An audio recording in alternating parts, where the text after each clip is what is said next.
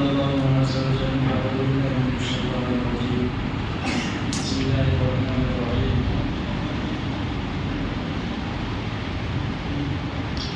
لقد كان لكم في رسول الله أسوة حسنة صدق الله مولانا العظيم وصدق رسوله النبي الكريم ونحن ذلك من الشاكرين والشاكرين والحمد لله رب العالمين.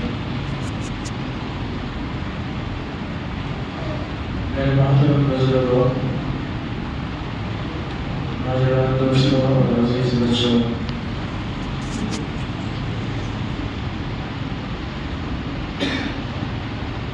سابق موضوع جو چل رہا تھا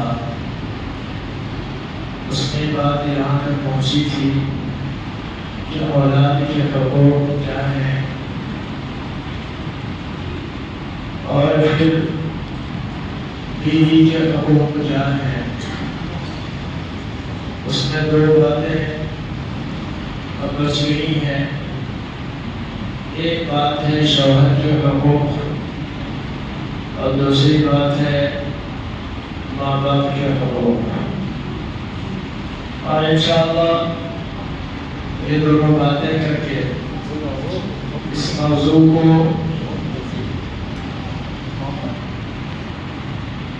ختم کیا جائے گا. تیسرا جو موضوع ہے شوہر کے حقوق سے متعلق، اسے بھی عام طور سے لوگ غافل ہیں. پتہ نہیں ہے کہ شوہر کے کیا حقوق ہیں، شوہر کا درجہ کیا ہے، شوہر کا مرتبہ کیا ہے. اکثر ہماری ماں اور بہنیں ان باتوں سے غافل ہیں، انہیں خبر نہیں ہے. اور ماڈرن زمانے میں جو طریقہ سمجھ میں آ رہا ہے اس پر عمل کر رہی ہے.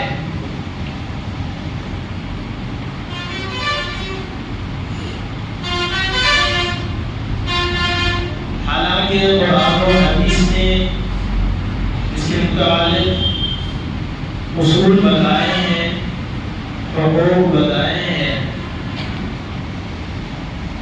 اب وہ حقوق کیا ہیں دو جملوں میں یوں سمجھ لیں. ابن ماجہ نے اس کو روایت کیا جس پر ضعف کا حکم بھی لگا ہے، لیکن فضیلت کے درجے میں یہ حدیث بیان کی جا سکتی ہے. سیدنا حضرت ابو ہریرہ رضی اللہ تعالیٰ عنہ ارشاد فرماتے ہیں کہ رسول اللہ صلی اللہ علیہ وآلہ وسلم کی خدمت اقدس میں ایک عورت حاضر ہوئی اور اپنا تعارف کرایا. رسول اللہ صلی اللہ علیہ وآلہ وسلم نے ارشاد فرمایا کہ میں تمہیں پہچانتا ہوں، وجہ بتاؤں آنے کی. انہوں نے کہا ایک مرد کے متعلق جو ان کے چچا زاد بھائی تھے ان کے اوصاف گنانے شروع کیے. اللہ کے نبی صلی اللہ علیہ وآلہ وسلم نے ارشاد فرمایا کہ میں اس کو بھی پہچانتا ہوں، وجہ بتاؤ. کہنے لگے یا رسول اللہ وہ میرے چچا زاد بھائی ہے، میں اسے نکاح کرنا چاہتی ہوں، نکاح کا پیغام بھیجنا چاہتی ہوں. اب شوہر کے کیا حقوق ہیں وہ مجھے بتا دیں. رسول اللہ صلی اللہ علیہ وسلم نے ارشاد فرمایا دو جملوں میں دو بات قابل غور ہے ہر انسان کے لیے، ہر عورت کے لیے جو نکاح کر چکی ہیں ان کے لیے بھی، جو جن کو نکاح کرنا ہے ان کے لیے بھی. اور یہ باتیں اس لیے بیان کی جاتی ہیں کہ ہمارے سامنے ایک بہت بڑا مرحلہ آنے والا ہے، ایک بہت بڑی گھاٹی آنے والی ہے، ایک بہت بڑی عدالت آنے والی ہے. یہ دنیا کی عدالت ہے. ایک ایسی عدالت آنے والی ہے جس میں اللہ اعلان کرے گا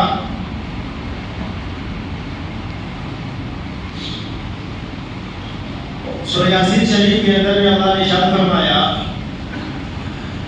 ایھا المجرمون کا خطاب فرمائیں گے کہ آج مجرم لوگ الگ ہو جائیں. اور ایک جگہ اللہ نے خود بتایا اس عدالت سے متعلق ہے کہ لا ظلم اليوم، آج کے دن کسی کے اوپر ظلم نہیں کیا جائے گا، دودھ کا دودھ اور پانی کا پانی ہو جائے گا.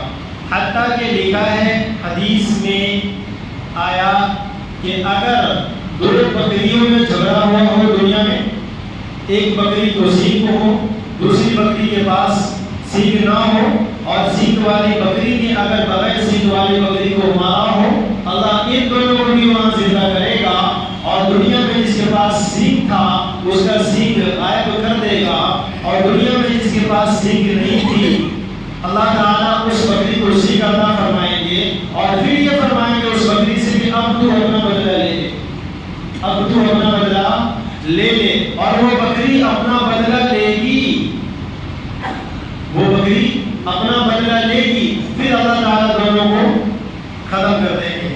تو بتانے کا مقصد یہ ہے کہ ایک چھوٹی سی ننھی سی جان بکری ہے، اس کو بھی اللہ تعالیٰ بدلہ دلوائیں گے، انصاف دلوائیں گے. اور پھر ہم انسان جس کو بنایا ہی گیا ہے اس زمین پر خلافت کے لیے، اس زمین پر بسنے کے لیے، اللہ کی عبادت کے لیے، تو کیا ہمارا حساب کتاب نہیں ہوگا؟ ہر چیز کا ایک چیز کا وَمَن يَعْمَلْ مِثْقَالَ ذَرَّةٍ خَيْرًا يَرَهُ وَمَن يَعْمَلْ مِثْقَالَ ذَرَّةٍ شَرًّا يَرَهُ. اگر ہم نے رائی کے دانے کے برابر بھی نیکی کی ہوگی اللہ اسے بھی وہاں پہ حاصل کرے گا، جسے عام طور سے نیکی نہیں سمجھتے ہیں. ہم نے اگر ایک رائی کے برابر گناہ کیا ہوگا اللہ اسے بھی وہاں پہ حاصل کرے گا، جسے ہم گناہ نہیں سمجھتے ہیں. ایک چیز کا اللہ حساب لینے والے ہیں اور لیں گے. تو اس لیے ان باتوں کا جاننا بہت ضروری ہے. تو اب یہاں پہ دو باتیں رسول اللہ صلی اللہ علیہ وسلم نے شوہر کے حقوق سے متعلق دو باتیں اشارہ فرمائی جو بہت ہی قابل غور ہے اور یاد رکھنے کی چیز ہے. پہلی بات جو رسول اللہ صلی اللہ علیہ وسلم نے اشارہ فرمائی وہ یہ کہ اگر اس روئے زمین پر غیر اللہ کو، اللہ کے علاوہ اگر میں کسی کو سجدہ کرنے کا حکم دیتا تو عورتوں کو حکم دیتا کہ وہ اپنے شوہر کو سجدہ کرے. یہ مقام اللہ نے شوہر کو عطا فرمایا ہے. ایک جگہ ارشاد فرمایا قرآن میں الرجال قوامون علی النساء، اللہ نے مردوں کو عورتوں کو فوقیت عطا فرمائی ہے. حاکم مرد کو اللہ نے بنایا ہے. آج الٹا سب کچھ چل رہا ہے نا، سب کچھ الٹا ہے. حالانکہ حاکم اللہ نے مرد کو بنایا، اور حدیث میں ارشاد فرمایا کہ اگر اتنا بڑا مقام ہے، سجدہ کرنا کتنا بڑا مقام ہے، سر جھکانا کتنی بڑی چیز ہے، اتنی بڑی چیز ہے کہ انسان ساری زندگی گناہ کر کے ایک دفعہ ایک سجدہ کر کے اللہ سے اللہ تو معاف کر دے، اللہ فوراً ہی سارے گناہ کو معاف کر دیتا ہے. حقوق باقی رہتے ہیں، گناہ معاف ہو جاتے ہیں. اتنی بڑی چیز ہے سر کا جھکانا. اور رسول اللہ صلی اللہ علیہ وسلم یہ ارشاد فرما رہے ہیں کہ اگر میں کسی کو حکم دیتا، آج یہ اور بات ہے کہ آج لوگ کئی جگہ پہ اپنا سر جھکاتے ہیں، یہ اور بات ہے کیونکہ جہالت ہے. میں کھل کے بیان نہیں کروں گا، میرا موضوع یہ نہیں ہے، یہ اور بات ہے. ورنہ سر کو اللہ نے شان کی چیز بنایا ہے، سر کو شان کی چیز بنایا، اور اس شان کو شان والے کے سامنے جھکانا ہے. بات سمجھ میں آئی؟ سر کو اللہ نے شان کی چیز بنایا، اور شان والی چیز کو شان والے کے سامنے جھکایا جاتا ہے، بغیر شان والے کے سامنے نہیں. اور اتنی بڑی چیز کو جھکانے کا حکم اگر دیتے تو اللہ کے نبی نے فرمایا کہ میں یہ حکم کرتا بیوی عورتوں کو کہ وہ اپنے شوہروں کو سجدہ کیا کریں. اتنی بڑی چیز، اتنی بڑی فضیلت ایک چیز.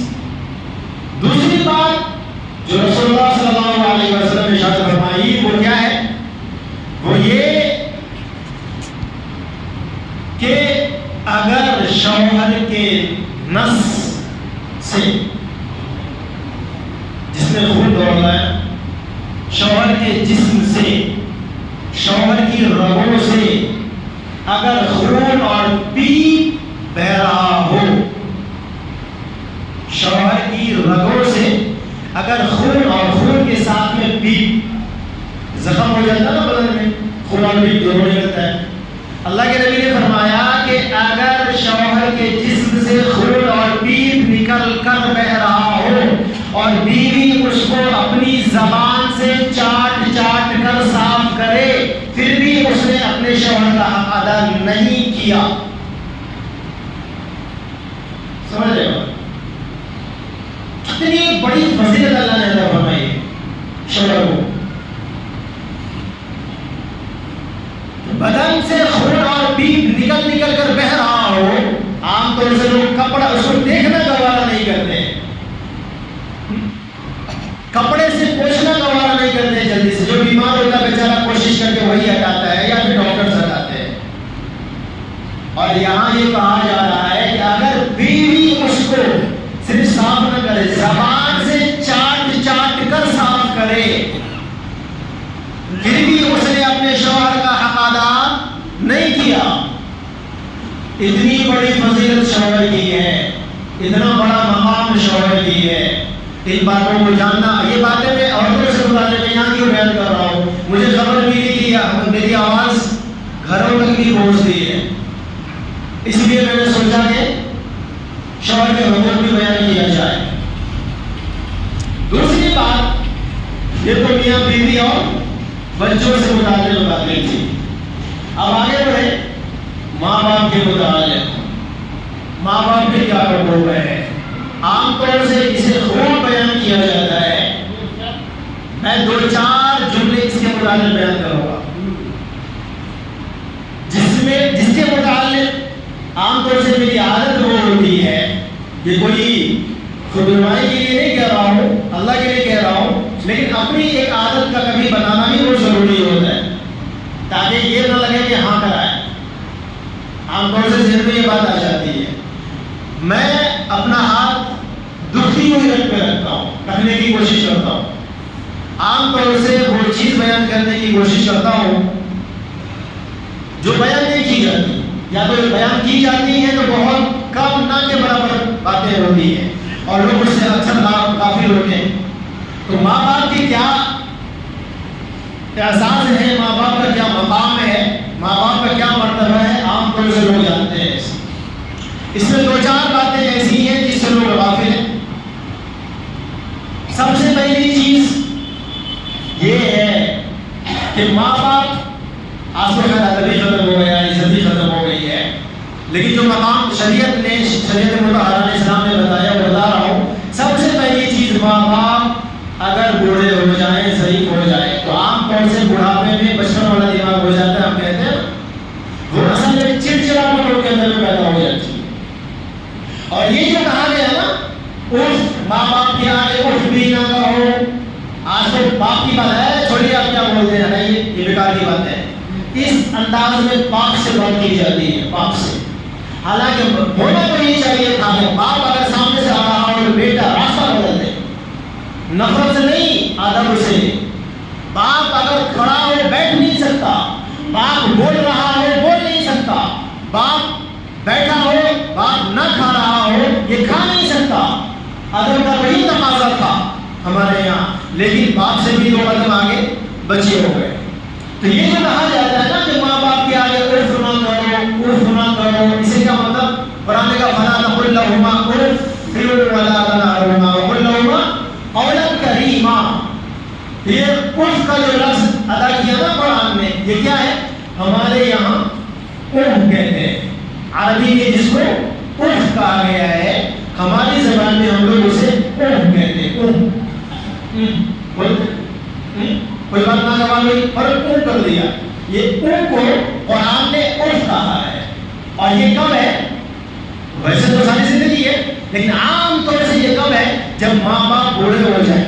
ماں باپ بوڑھے ہو جائیں اور بڑھاپے کی عادت میں چڑچڑا بچوں کے اندر میں آ گئی ہے، تو اس وقت میں اگر کوئی بات ان کو ناگوار گزرے اور وہ تم کو ڈانٹنے لگے یا کچھ کہے، خاص طور سے جب تم اپنی بیوی کے ساتھ سو رہے ہو رات میں اور 2 بجے ماں پکارے یا باپ پکارے بیٹا مجھے ایک گلاس پانی دینا، سوچو ذرا کتنا بوجھ معلوم ہوتا ہے یہ خدمت۔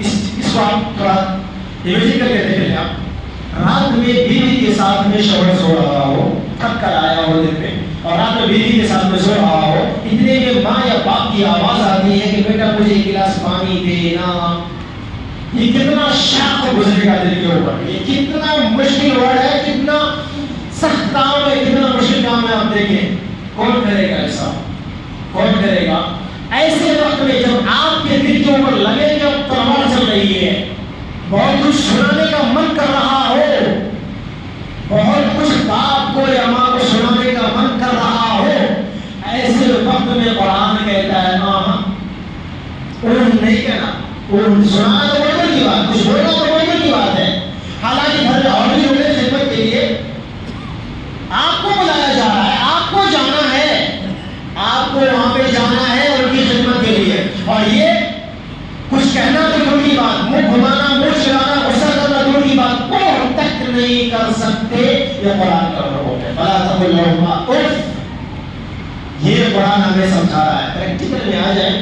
سنتے تو بولتے ہیں، تھوڑا پریکٹیکل کر کے دیکھیں، تھوڑا امیجن کر کے دیکھیں کہ قرآن ہم سے کیا کہہ رہا ہے، قرآن ہمیں سمجھانے کی کیا کوشش کر رہا ہے، کیا سمجھانا چاہ رہا ہے ہمیں قرآن، ہمیں حکم کیا دے رہا ہے۔ یہ باتیں سمجھنے سے آئیں گی، سننے صرف سننے سے نہیں آئیں گی۔ یہ تو پہلی چیز تھی، انشاءاللہ آئندہ جمعہ اس کی آگے کی باتیں بتائی جائیں گی۔ اللہ